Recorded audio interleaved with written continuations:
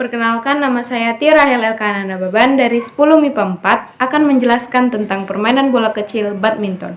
Adapun 3 topik yang akan saya bahas adalah sejarah, peraturan, serta teknik permainan badminton.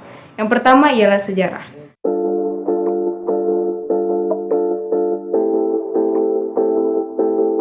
Badminton atau bulu tangkis sudah ada sejak zaman Mesir kuno, yaitu sekitar 2000 tahun yang lalu. Tetapi, ada pula yang berpendapat bahwa bulu tangkis sebenarnya berasal dari Tiongkok. Zaman dulu, orang-orang Tiongkok punya permainan bernama Jianzi. Aturan mainnya mirip seperti bulu tangkis, yaitu menjaga agar kok tidak jatuh ke tanah.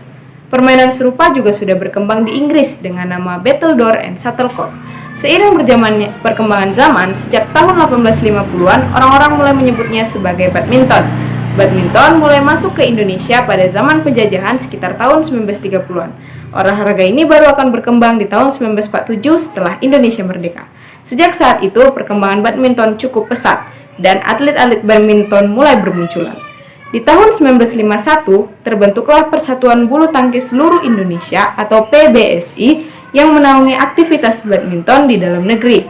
Sampai sekarang, badminton jadi salah satu olahraga kebanggaan Indonesia karena mampu bersaing dengan atlet-atlet mancanegara.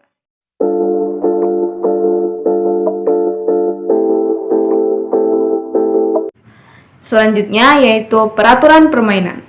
Permainan bulu tangkis memiliki sejumlah peraturan yang harus dipatuhi oleh semua pemain.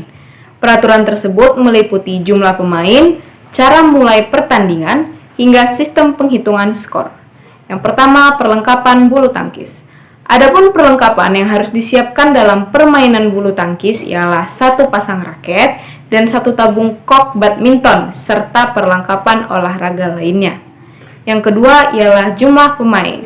Jumlah pemain dalam bulu tangkis itu beragam. Yang pertama yaitu jumlah pemain tunggal, yaitu 1 lawan 1 dan bisa dimainkan oleh putra maupun putri. Yang kedua ialah ganda, yaitu 1 tim terdiri dari 2 orang. Dan yang ketiga ada ganda campuran, yaitu 1 tim terdiri dari 2 orang, 1 putra dan 1 putri. Yang ketiga, penentuan awal permainan. Pertandingan diawali dengan undian, yaitu menggunakan metode lempar koin yang akan dilakukan oleh wasit.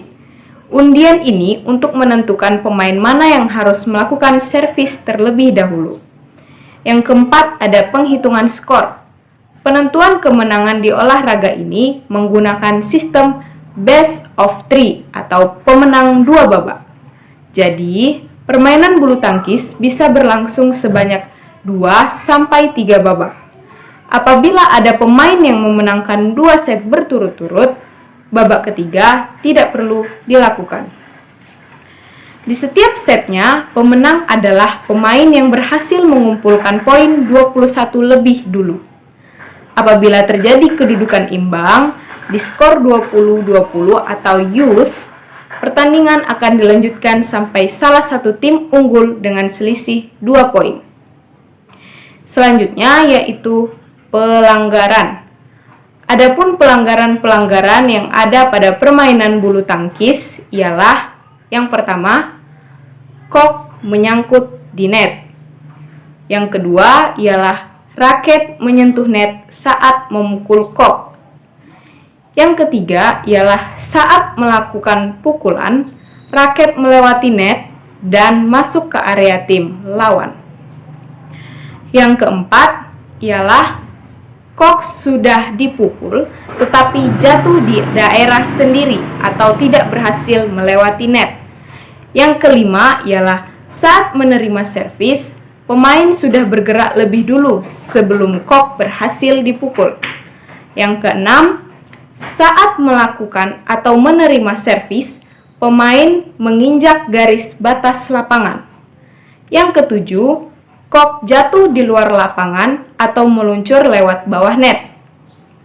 Yang kedelapan, kok dipukul 2 kali, baik oleh 1 maupun 2 pemain dalam satu tim.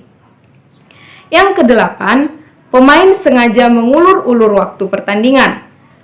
Yang kesembilan, pemain secara sengaja melakukan hal yang mengganggu tim lawan.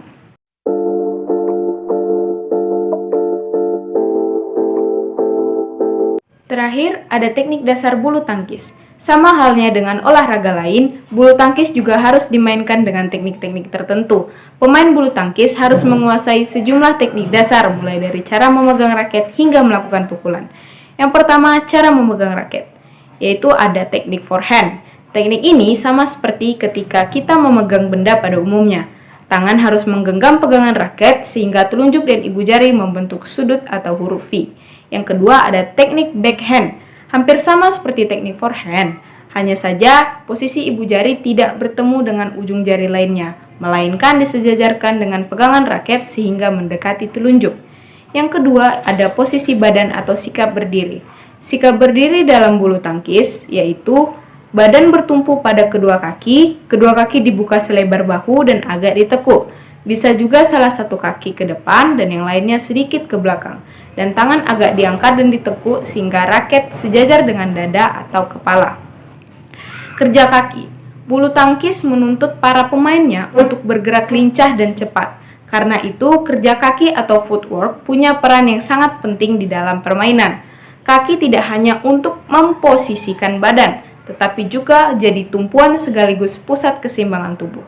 Yang keempat, ada servis dalam bulu tangkis. Servis artinya memukul kok untuk memulai permainan.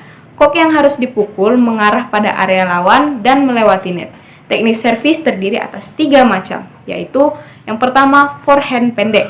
Pemain memukul kok dengan tidak begitu kuat, akibatnya kok meluncur dan akan jatuh di sekitar net. Yang kedua, forehand tinggi. Teknik ini dilakukan untuk membuat kok melambung tinggi dan jatuhnya cukup jauh dari net. Yang ketiga ada backhand. Servis backhand dilakukan dengan tenaga sedang. Tujuannya agar kok bisa jatuh di dekat garis lawan dan mendarat setelah sedikit melewati net. Yang kelima, cara memukul. Setidaknya ada 5 teknik memukul yang patut diketahui, yaitu pukulan lob, drop shot, drive, netting, dan smash. Lob.